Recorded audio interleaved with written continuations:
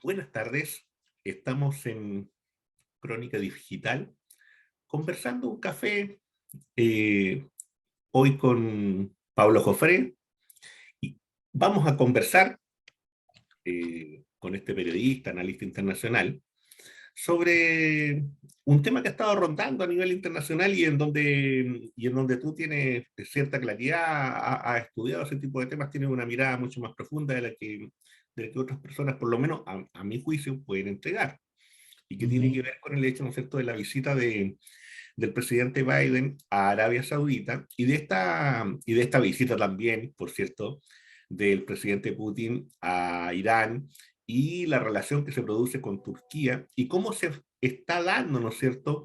Y cómo este impacto de este conflicto en Ucrania se arrastra y se lleva a diferentes lugares del continente, en este caso, o a los diversos continentes más bien. ¿Cómo ves tú eso, Pablo? ¿Cuál es el análisis que tú haces de esta visita, la evaluación que tú haces, las razones? ¿Por qué, a título de qué Biden va a un lugar de un país que consideran que ellos lo habían declarado paria por lo demás? Bueno, primero va a Israel, ¿no? Claro, Es la primera parada de su visita a Israel, que lógicamente visitar al régimen israelí es parte de las obligaciones que tienen todos los mandatarios norteamericanos, ¿no? El servir al sionismo es parte de su mandato. Lo hacen en Estados Unidos a través del lobby sionista, que financia, que da muchísimo dinero para las campañas multimillonarias de los candidatos a presidente. Solo Adelson, por ejemplo, un viejo financista sionista norteamericano, suele entregar entre 50 a 100 millones de dólares para las campañas de los candidatos que él más o menos ve que están mucho más en la postura y que no hay mucha diferencia entre republicano y demócrata. Entonces suele darle a los dos una cantidad similar. Entonces ir a los territorios de la Palestina histórica ocupada es lisa y llanamente rendir la pleitesía y el servilismo que la política exterior norteamericana tiene con el sionismo. Y al mismo tiempo es garantizar que ese régimen va a tener el apoyo norteamericano en lo militar, en lo económico, en lo político, en lo diplomático, en la complicidad y el aval que siempre le ha dado Estados Unidos. No es extraño, es parte de la dinámica que tienen las administraciones norteamericanas. Y en general, Trump, por ejemplo, el primer viaje que hizo fuera de Estados Unidos fue precisamente a los territorios de la Palestina ocupada, donde se entrevistó con Netanyahu, y también visitó Arabia Saudí, donde aprovechó de firmar convenios militares por más de 120 mil millones de dólares, junto a Emiratos Árabes Unidos también por otros 50.000. O sea, es parte del negocio, es parte de las obligaciones que tiene, políticas, diplomáticas, comerciales, el lobby sionista, el lobby de las armas, etc.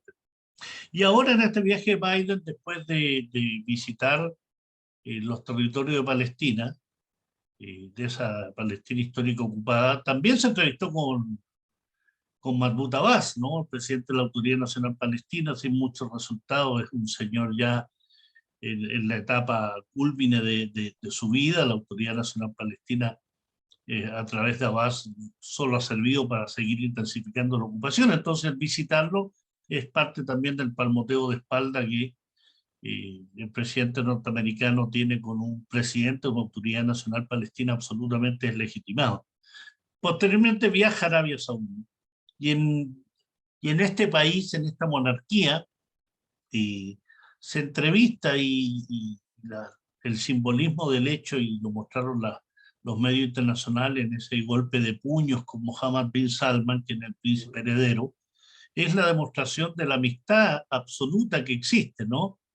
Y hago un paralelo, por ejemplo, en estos días, la Cámara de los Lores y el Parlamento británico, le hizo una interpelación a la ministra de Relaciones Exteriores británica, Liz Truss, donde le decían que por qué Gran Bretaña tiene negocios con Arabia Saudí cuando es uno de los regímenes más violadores de los derechos humanos en el mundo, ¿no? Con récord como, por ejemplo, haber ejecutado 81 personas en un solo día. Eso es parte de la dinámica de Estados Unidos y sus aliados. Entonces, ir a Arabia Saudí es también decirle, acá estamos, seguimos siendo amigos, nos importa un pepino que ustedes violen los derechos humanos del pueblo de Arabia Saudí, que agredan a Yemen, que financien a grupos terroristas, que asesinen a periodistas en Turquía como Jamal Khashoggi, el periodista saudí asesinado en la embajada, en el consulado de Arabia Saudí en Estambul. Le importa nada. Aquí estamos, estamos de Estados Unidos, estamos con ustedes, los abrazamos, y aunque después diga Biden, no, yo en lo privado le dije a Mohammed bin Salman que indudablemente era un asesino, ¿no? Eso no se lo cree ni él mismo, ¿no? Menos aún visitando. Si tú crees que un Estado paria, que es un asesino, tú no visitas un Estado paria, ¿no? Entonces es parte del negocio, la dinámica, porque va dentro de un panorama mucho más complejo, mucho más extenso, que tiene que ver con seguir cercando a la Federación Rusa, por tanto tratar de intensificar la producción de petróleo. Arabia Saudí es el mayor productor de petróleo del mundo, con más de 12 millones de barriles diarios. Entonces, el intensificar la producción generaría que haya una caída en los precios, y al mismo tiempo sería una presión contra la Federación Rusa, pero Arabia Saudí, que sabe el control y el poder que tiene a través del oro negro, indudablemente le dice a Biden, ni loco, en este momento el precio del petróleo está enorme, nosotros necesitamos plata para financiar la guerra en Yemen, para financiar los grupos terroristas, comprarte más armas, incluso financiar tu economía, así que no. Y eso implica indudablemente un golpe para Biden, porque Europa, Estados Unidos están embarcados en una guerra contra Rusia en el tema ucraniano, destinado a tratar de cercarlo, a asfixiarlo en lo político, en lo diplomático, en lo económico, en lo militar, y no le está resultando. Entonces esta visita obedece a eso. Ese es el panorama global el cual Biden va a afianzar su relación con el sionismo, afianzar su relación con la monarquía saudí, tratar de intensificar la producción de petróleo para perjudicar a Rusia, y al mismo tiempo generar un escenario internacional en el cual se pretenda ver a un presidente norteamericano más activo, porque hay serias dudas de su salud física, pero también mental, y eso implica entonces tratar de ir demostrando que está en actividad. Creo que eso es lo global, ¿no? Eso es lo global que uno puede ver de esta visita de Biden, sin ningún resultado práctico para la lucha del pueblo palestino, porque no es el objetivo de Biden. No es que le vaya a decir, aunque le dijo, ¿no?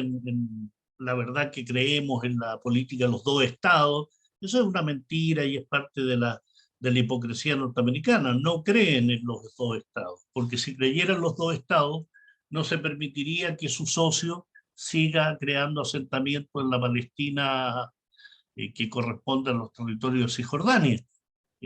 No permitiría el incremento del apoyo que entrega el sionismo a los grupos terroristas en Siria, en Irak, o el sostén que le da en sus ataques permanentes al Líbano, en esta política de presión también contra Irán. Así que en ese plano, escuchar a Biden es bostezar desde el punto de vista de alguna expectativa, ¿no?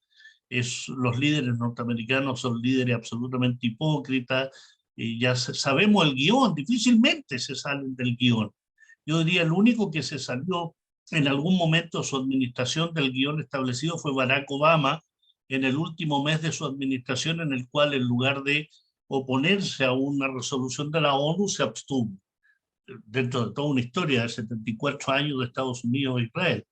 Así que en ese plano son guiones conocidos, absolutamente claros, hipócritas, cómplices y aval de dos regímenes terroristas como el de Israel y el de Arabia Saudí.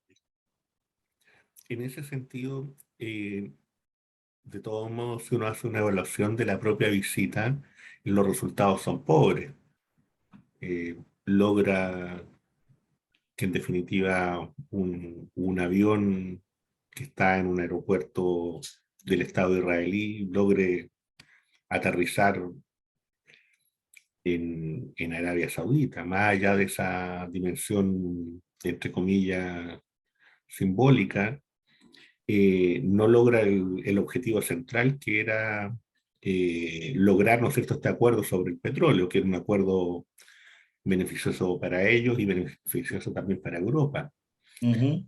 Eh, También, desde otro punto de vista, se provoca la crisis interna también por la crítica, ¿no? Por el propio tipo de régimen que existe en Arabia Saudita y en donde aparecen voces críticas también.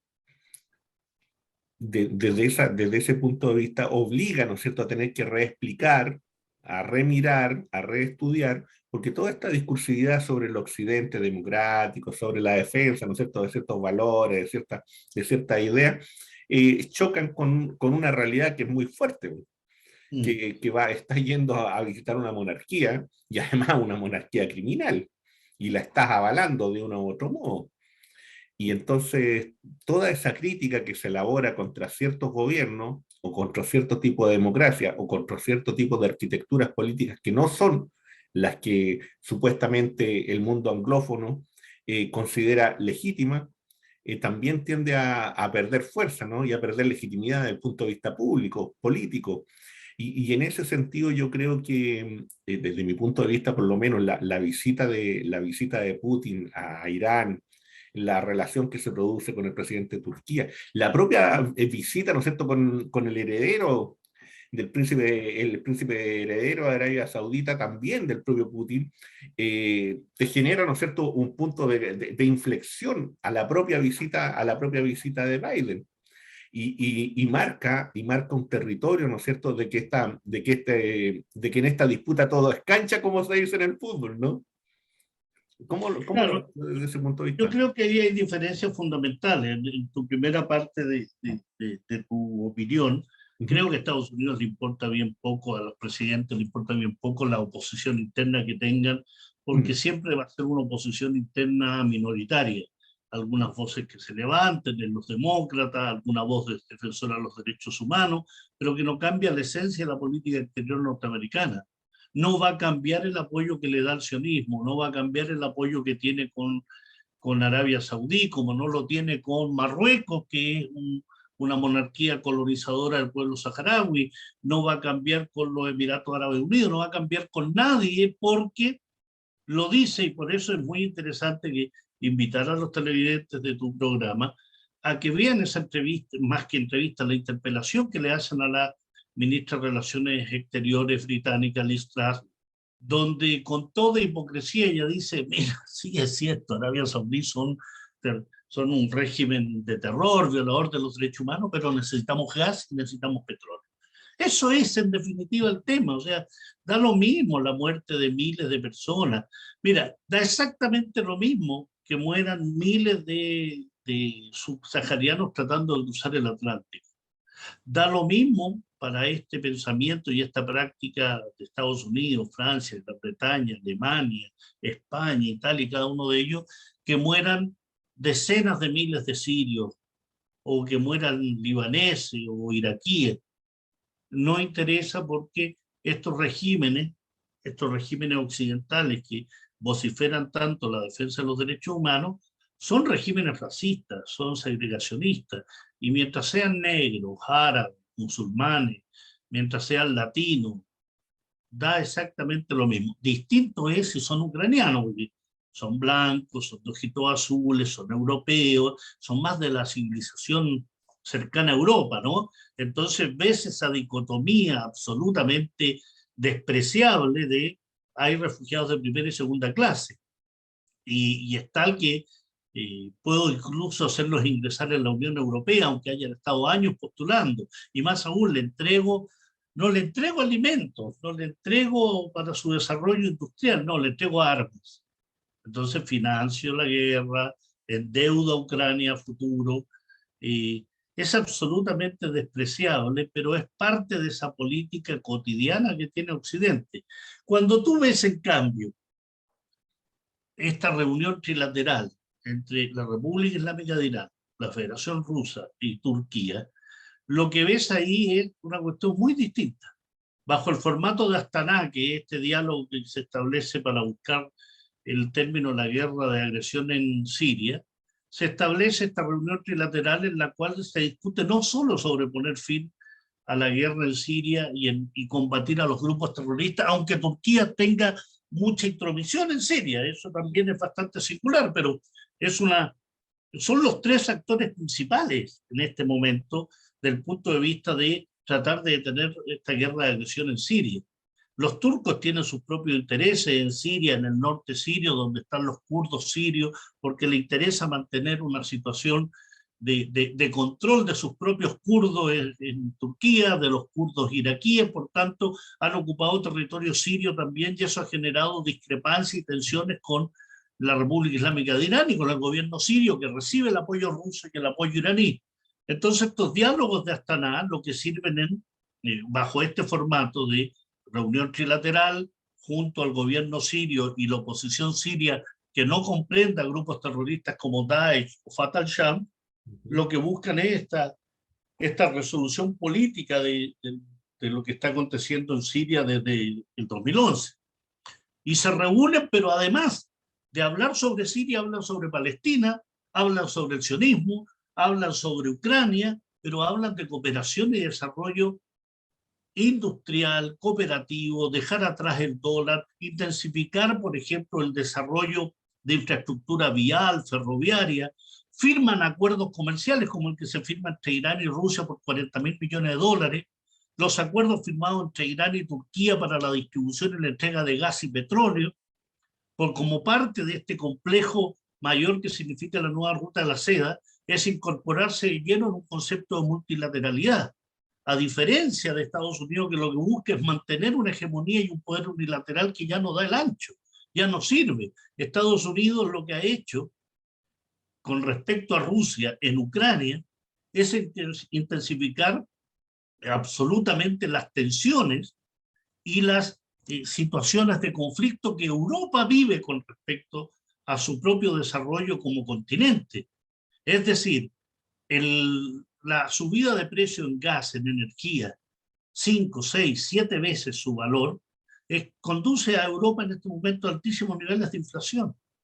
Y eso no es culpa de los rusos, porque los que han sancionado, los que han embargado, los que han bloqueado, los que han impedido que Rusia venda su petróleo y su gas a Europa como lo hacía, no es Rusia, ha sido Europa, que carece de soberanía, que carece de una política exterior independiente y por tanto está sujeta a lo que Washington le dice.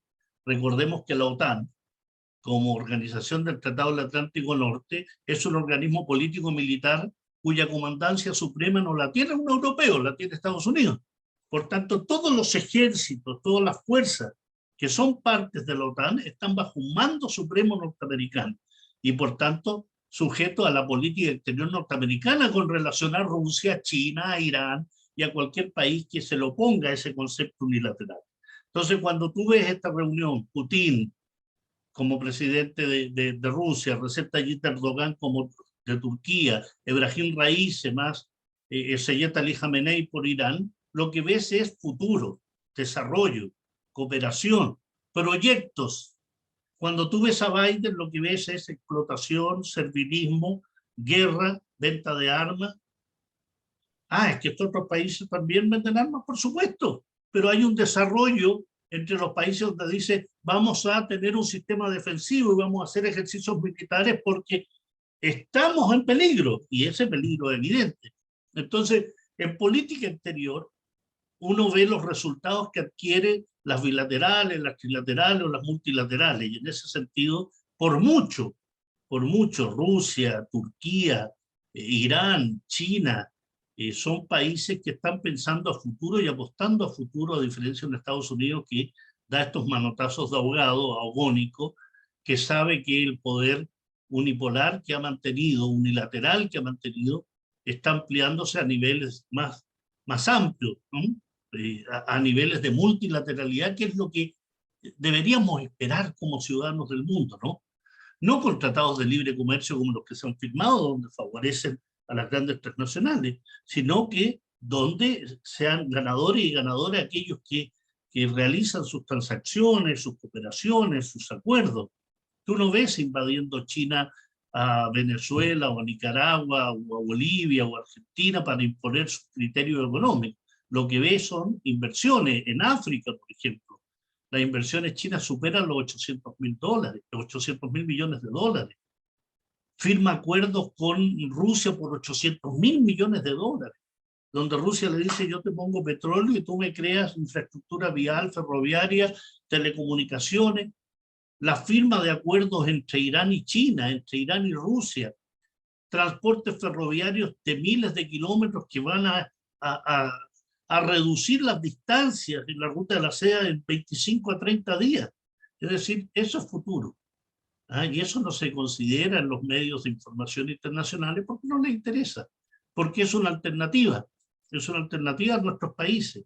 No seguir pensando en Estados Unidos, Francia, en España. Nos vienen explotando hace 250 años y seguimos pensando en ellos como la única alternativa. Entonces, cuando aparece China, dice, ojo con los chinos, cuidado que los chinos se están apoderando del mundo.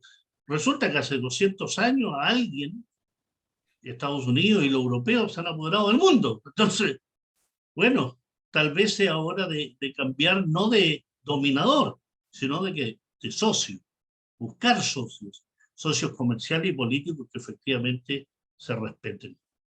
Y pareciera ser que en ese sentido el campanazo que da Tony Blair apunta a decir, oye, parece que la era nuestra llega a un fin, vamos a tener que repensar esto y ver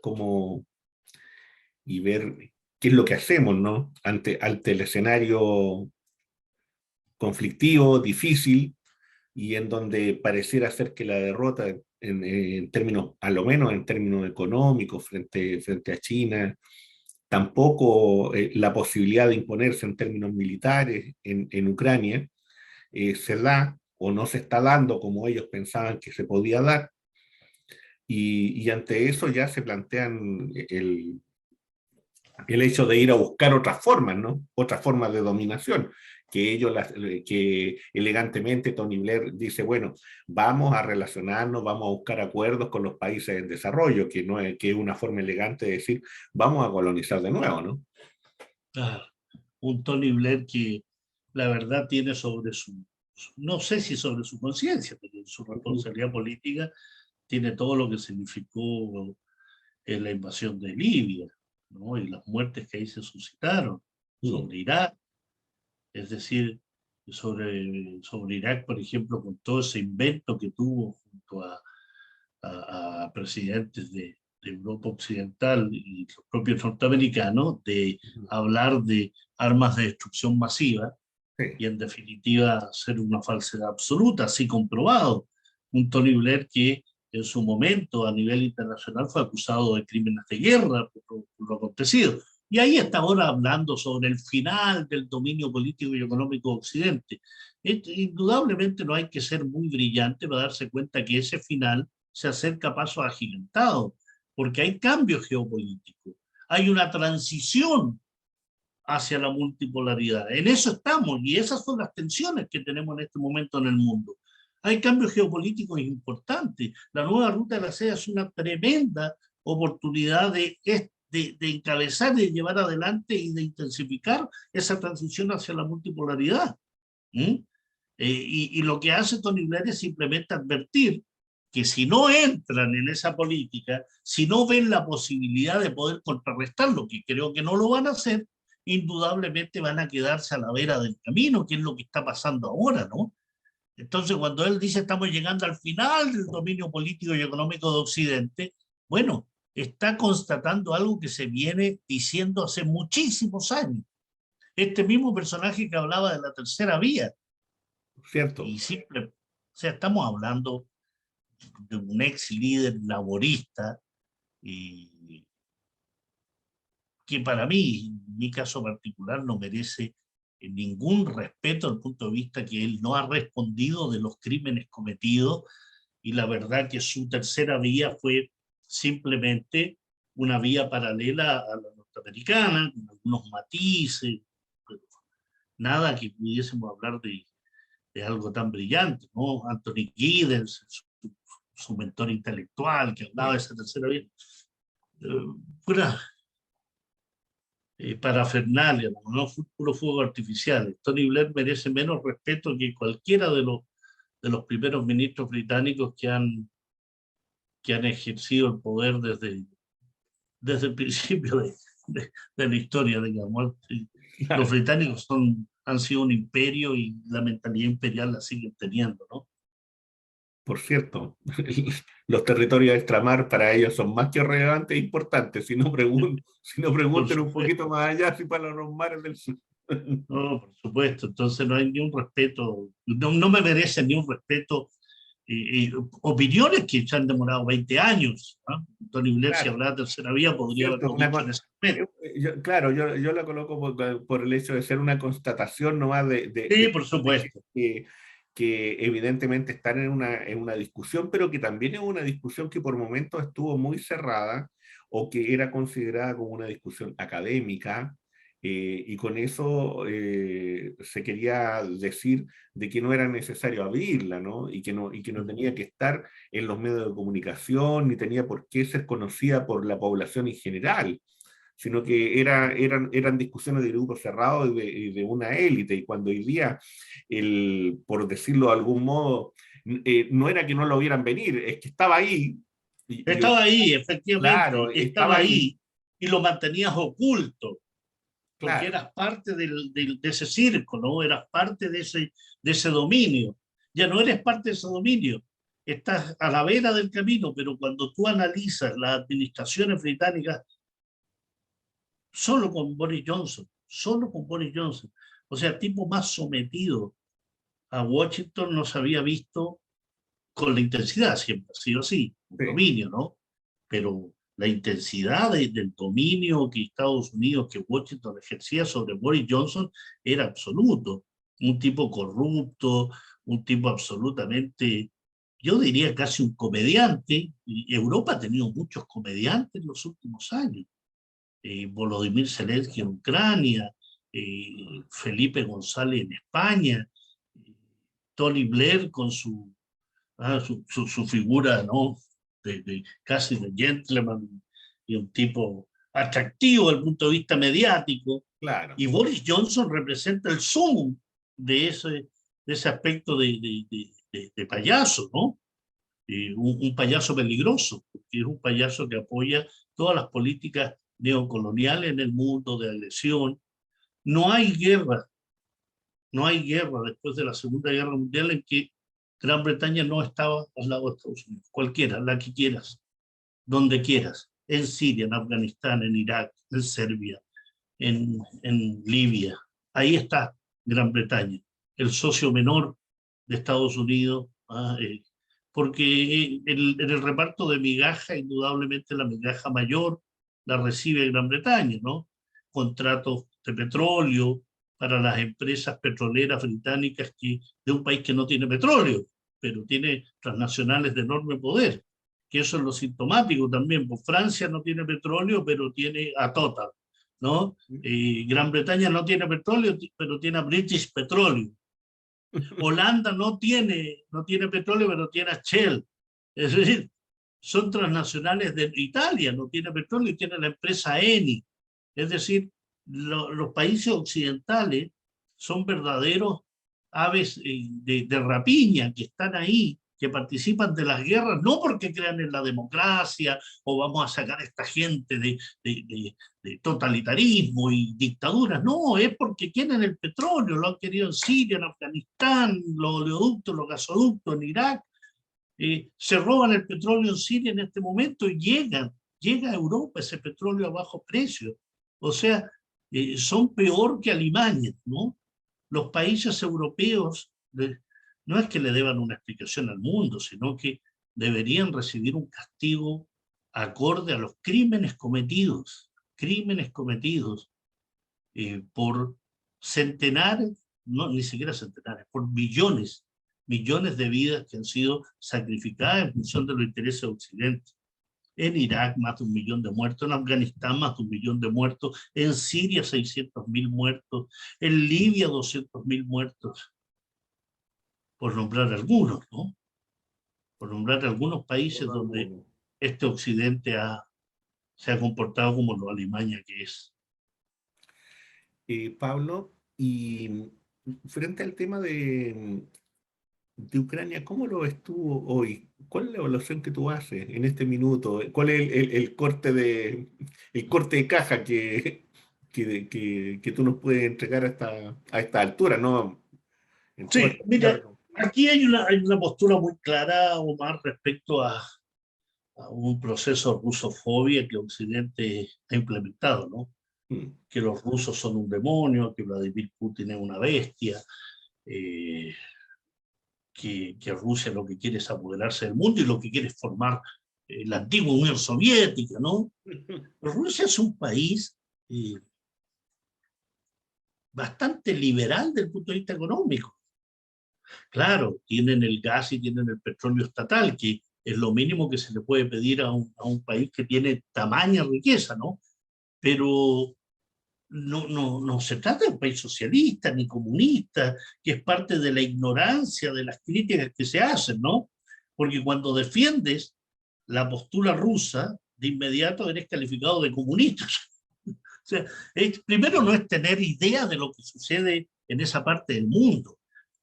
En mi caso particular, mi postura de defensa de la política rusa respecto a Europa y Estados Unidos se basa en lo que es la historia de los últimos, ¿cuánto estamos hablando? 32 años, 31 años. Cuando se desintegra la Unión Soviética, los países que formaban parte de la Unión Soviética en masa pasaron a ser apetecidos por Occidente, ya sea a través de la OTAN, ya sea a través de la Unión Europea, porque el interés era acercar a lo que quedaba de Rusia, ¿no? Lo que quedaba desde el punto de vista político, porque Claro. geográficamente Rusia son 17 millones de kilómetros cuadrados. Sí. Entonces había que cercarlo, había que destruirlo. Y la mejor manera que han encontrado es que aquella OTAN de 12 miembros ya va en 31 miembros. Y su expansión hacia la frontera occidental de Rusia ha sido una realidad. Rusia ha exigido desde el año 91 garantías de seguridad. No incorporen a países que son limítrofes conmigo a la OTAN. Es lo primero que hicieron. Letonia, Lituania, Estonia, Polonia, República Checa, Bulgaria, Rumania. Es decir, países cercanos y fronterizos a Rusia que se incorporaron a la OTAN con lo que eso significa. Bases militares, tecnología militar y sistemas de defensa de misiles. Entonces, me estás provocando. Te estoy pidiendo que me des garantías de seguridad porque yo soy una potencia nuclear y me voy a defender si yo me siento agredido. Y la OTAN siguió expandiéndose, siguió haciendo. Rusia le dijo, Georgia y Ucrania, no, no lo hagas. Y viene el golpe del año 2014 en que derrocan a Víctor Yanukovych, instalan un gobierno pro-europeísta y pro-otanista y comienza entonces todo lo que significa los ataques contra la región del Donbass, la región este de Ucrania, que es una población en un 98% ruso parlante, de origen ruso, de cultura rusa, cercano a Rusia, porque Ucrania es un país íntimamente ligado a Rusia. En Cierto. Crimea, o sea, el Principado de Kiev es el origen de Rusia, ¿no? Entonces, hay un tema cultural, histórico, muy importante que no le respetaron a Rusia. Rusia pidió respeto y no se lo han dado. Y más aún, intensificaron y durante 8 años esta Ucrania pro-occidental, el gobierno de Kiev, de ultranacionalistas, ultraderechistas, grupos neonazis, se dedicaron a atacar a las regiones del este ucraniano. Repúblicas que finalmente se conformaron, Donetsk, Lugansk, dijeron no, aquí no, nosotros no vamos a seguir aceptando esto. 15.000 muertos, 16.000 muertos hasta la fecha. Europa nunca dijo nada, Europa no llamó a evitar la violación de los derechos humanos, no, nada. Entonces viene Rusia y dice no, está bueno, hasta aquí llegó porque el próximo paso soy yo. Si tú me instalas en Ucrania sistemas de misiles con cabezas nucleares, en 5 minutos están en Moscú y no te lo voy a aceptar. Y viene entonces esta operación militar rusa que indudablemente toda guerra humana genera muerte, destrucción, dolor, sufrimiento. Así es. Es así, es así. Entonces nos vamos a rasgar vestidura que, no, es que yo condeno toda guerra. No, ¿sabes qué? Eso es el buenismo el buenismo no soluciona las situaciones de crisis mundial. Si yo te pedí garantías de seguridad, si yo te pedí que no siguieras presionando con Ucrania en Georgia, y tú lo haces, lo intensificas y reconoces que le das miles de millones de dólares a la oposición antirrusa, pro-otanista y pro-europeísta, generas un golpe de Estado y luego comienzas a provocarme y a asesinar a la población del este ucraniano, de Donetsk y Lugansk. Entonces no, hago la operación porque efectivamente bajo la premisa de desnazificación y desmilitarización es la propia seguridad rusa. Por algo habla de desmilitarizar. Claro, uno podría decir, ¿cómo va a desmilitarizar a una Ucrania que está recibiendo armas, armas y armas? Es que ahí es donde hay que tener una mirada distinta, porque hasta ahora lo único que hemos tenido es la información occidental. Hemos sido atosigados y bombardeados por la información occidental donde nos quieren hacer creer que la operación militar rusa ha sido un fracaso. Rusia nunca pretendió apoderarse de Kiev o de las ciudades más hacia occidente. Sabe Rusia en su estrategia militar que esa no es una operación militar factible. Su idea, su estrategia, y se puede analizar en virtud desde el 24 de febrero en adelante, es generar un arco de protección a toda la región este de Ucrania, y por eso también la toma de Mariupol, y por eso también todo el proceso con Crimea, todo el tema que tiene que ver con el puente de Kerch y el mar de Azov, es decir, creas un arco de protección tal que unes toda la región este con la costa del mar de Azov y con Rusia cruzando el estrecho de Kerch. Ese es el objetivo de Rusia y Rusia lo está cumpliendo. Y van a tener el propio Zelensky, un corrupto, un tipo que ha convertido Ucrania en un centro de corrupción, de proscripción de todos los partidos. Eso no dice Europa, por ejemplo, no hay partido opositor en Ucrania. Ah, podrá decir, es que hay guerra, claro, pero cuando Putin quiere ejecutar algo con un partido político opositor, vienen las palabras de eres un violador de los derechos humanos, lo que quieres es una dictadura. Entonces, yo lo que en general le digo a la gente con la cual interactúo o donde lanzo mis videos y mis artículos es, hay que pensar, hay que analizar, no hay que comprarse todo el cuento que nos tira Occidente. ¿Ah? Tampoco comprarse la historia, ni el cuento, ni la línea que venga desde más al este. No, pero piensa, analiza. ¿Qué es lo que está sucediendo? ¿Cuáles son los objetivos de acercar a Rusia? ¿Por qué China también está en la mira? ¿Por qué Irán está en la mira? ¿Qué es lo que se pretende desde el punto de vista energético? ¿Por qué se suspende el gasoducto Nord Stream entre Rusia y Alemania, que perjudica a Alemania? Se va a acercar el invierno europeo y vamos a ver qué hacen los europeos. Mi esperanza es que salgan a la calle por millones y derriben a toda esa casta política que lo único que ha hecho es servir a Washington y a las potencias de París, Berlín, pero no a los pueblos europeos. No a los pueblos europeos. Pablo, agradecerte el espacio, el tiempo, ¿no? De estar aquí, conversar un poco y abrirnos la mente a lo que está ocurriendo en otros lugares. Agradecido a ti, Omar. Invitar a la gente a suscribirse al canal, a visitar Crónica Digital El Café, Huérfanos con Maturana, disfrutar ahí un ratito, una conversa. Invíteme un café un día, pues. Ya pues, lo invitaré a un cafecito, lo invitaré a un cafecito ahí. Vale, Quedamos Omar. en eso entonces, que estés muy bien. Un gran abrazo, que estés bien. Chao. Chao.